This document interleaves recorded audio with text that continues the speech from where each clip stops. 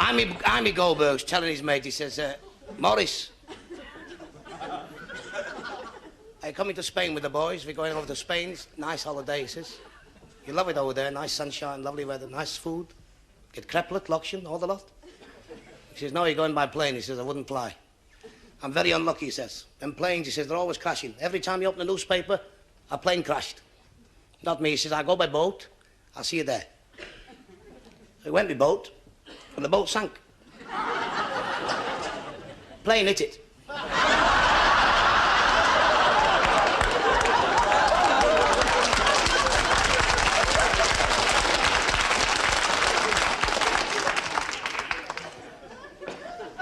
When I went to see about his mate's funeral, he said, I've come to order a funeral. He said, how much? He said, well, we have £1,000 job. He says, that's 14 horses, put in a gold coach with gold handles on the coffin, oak wood, leaded lined, 1,000 people, 1,000 mourners, weeping and wailing behind the... Oh, he said, it's a bit too much, that, he said. £1,000, he said. So, well, we have a £500 job, he said. 7 horses, put in a silver coach with silver handles and a pine box coffin. And 100 mourners weeping and wailing at the back. He said, it's still a bit too much, that. He said, how much have you got? He says, 15 quid. He said, well, we can accommodate you people. He said, oh, yes. We have a pit pony dragging handcart, he said. And we put the body in a sack. And we have a one-man band coming up behind, you know. Top hat on, blue shirt, yellow trousers, green shoes. Is there any weeping and wailing? He said, oh, no, we all have a bloody good laugh.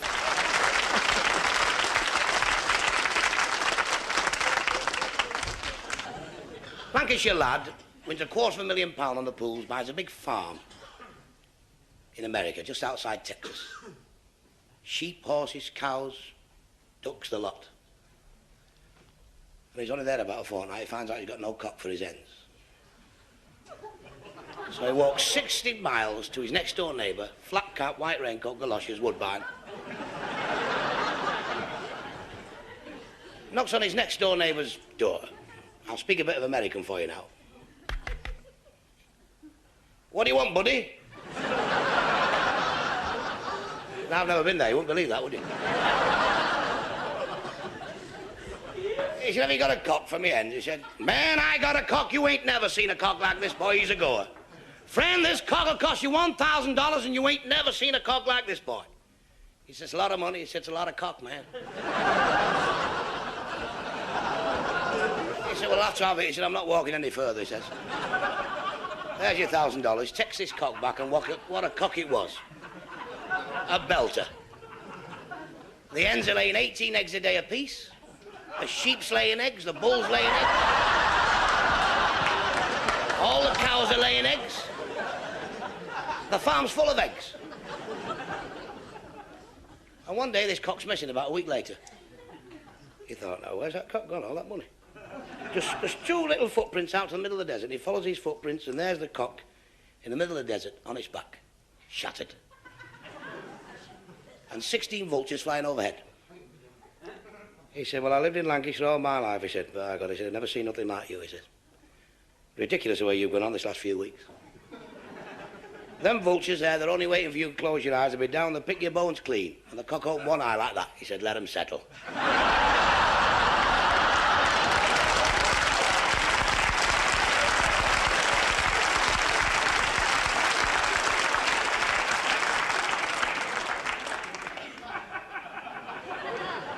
It's the way I tell them.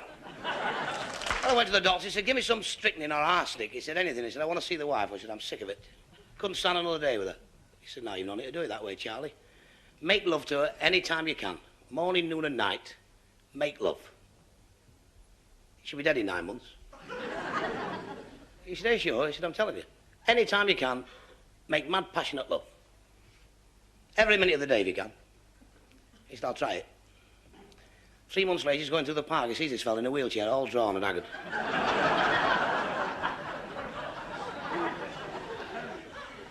He said, how you going on, Charlie? He said, oh. Oh.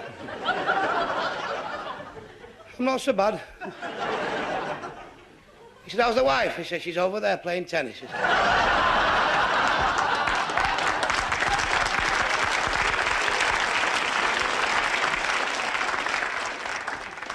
He said, she looks fit, Charlie. He says, aye, he says. She doesn't know she's only 6 months to live. George, very nice. Size of him is in dressing room 17, 18 and 19. They're fat. Tell them they're fat like that, isn't it? Shocking. His wife's the same. She went to the sauna baths and lost 4 stone in one morning. One of the machines ripped a leg off. Long-distance lorry driver walked in his cafe on the M1. He said, I want a sausage, but burn the outside and undercook the inside. And the steak, burn it to a frazzle so I can't eat it. Some cold beans and the egg, cook the white, leave the yolk. He said, I can't do that. He said, why not? You did it yesterday.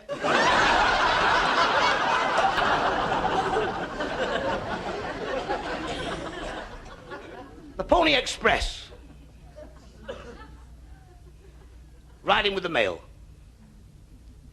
Through Apache territory. To Fort Apache. And he's riding there. He got a lance right through his neck. Ow! 6 arrows in his back. Ow! They shot the horse from under him. Shot in the leg and he hobbled to the fort. He kicked open the colonel's door and he said, there's no mail today.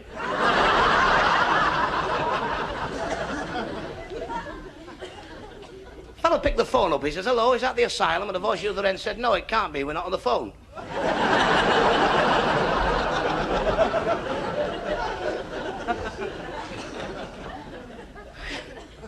Fellow walked into a psychiatrist. He said, I can't stop telling lies. He said, I don't believe you. Dr. Watson said to Sherlock Holmes, you'll never guess what happened to me today, Sherlock. He said, I know exactly what happened to you. He said, you got up this morning, had cornflakes and coffee, went down, seen a film at the Odeon, went in a club in Soho, had your tea in town, came home, read a book, went straight to bed. He said, marvellous, how do you know that, Sherlock? He said, I was with you, you Burke.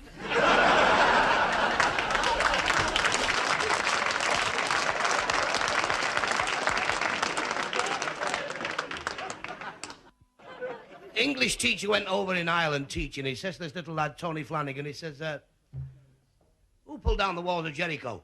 He said, it wasn't me.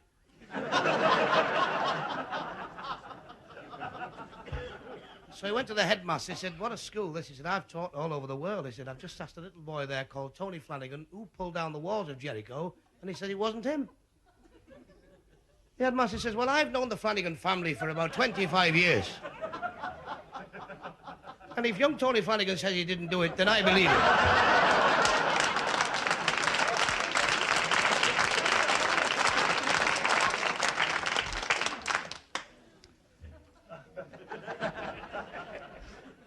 This young fella says to his brother, he says, Bruce, he said, I'm going to Blackpool for the week. Would you mind me cat? He said, certainly, certainly. He phoned from Blackpool after about 3 days. He says, Bruce, that you, sweet? He said, yes. He said, how's my cat? He said, it's dead. Oh, he said, you have given me a shock now. He said, I feel all, he said, I've gone all queer. He said, it's terrible. What a shock you've given me, he says. Couldn't you broke it more gentle than that? He said, couldn't you said it was playing with a ball on the roof and it fell off and you got the vet and you injected it and you nursed it for 3 or 4 nights and it died in its sleep? He said, I never thought. He said, well, you give me a terrible shock. How's my mother? He said, well, she was playing with a ball on the roof. This lad was always fighting in scraps. The police took him in the police station there and his mother came to see him. She says, Tony, what's the matter with you? Always a fighting and playing and through and terrible fights. It's shocking. He says, don't talk like that, mother. She says, I'm a working all the day to make a nice little home for you and your fathers are down the pit and he's working his fingers to the bones. What's the matter with you, Tony, she said. He said, don't talk like that, mother. She said, what do you mean, don't talk like that? He says, you're not Italian. An American tourist on the bus passing Manchester Town Hall. He said, say, buddy, little Lancashire lad at the side, what's that there? He said, that. That's our town hall, he said. It's our clock. He said, we've got prefabs bigger than that in America. He said, all right. Just then, a fire engine went past. 90 mile an hour, turntable ladders, all bells ringing. He said, what was that, buddy? He said, a window cleaner late for work. Irishman came home from the building site, full of stuff. The landlady says, I'm glad you're early, Paddy. She said, the bulb's gone in the best room. She says, I'll fix that for you, Mrs. Woman. Don't you worry about that. And he walks in the best room and stands on a £1,000 piano. Beautiful piece of furniture. In this muddy well, isn't it? She said, hang on, I'll put a bit of paper under your feet. He said, no, you're all right, I can reach it, he said. Napoleon rode to the top of this hill on his horse. Weighing the job up there. 50,000 Russian troops out front. 25,000 of his own troops galloping behind him. And he shouts, halt! They all stopped about 4 miles away. And this footman pushed his way through all the troops and run 4 miles to Napoleon. He went. Napoleon said, what do you want? He said, I thought he shouted me. He said, I shouted, halt. Oh, he said, I thought he shouted, Walt.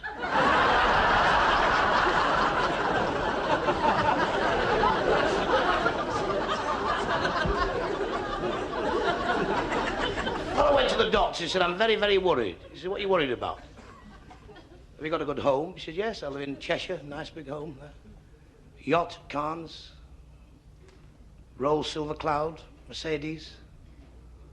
He said, what are you worried about? He said, well, I only get £9.15 a week.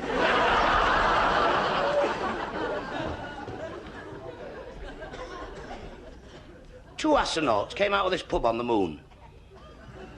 Well sloshed they were. One said, that's the last time I go in there. He said, why? He said, there's no atmosphere.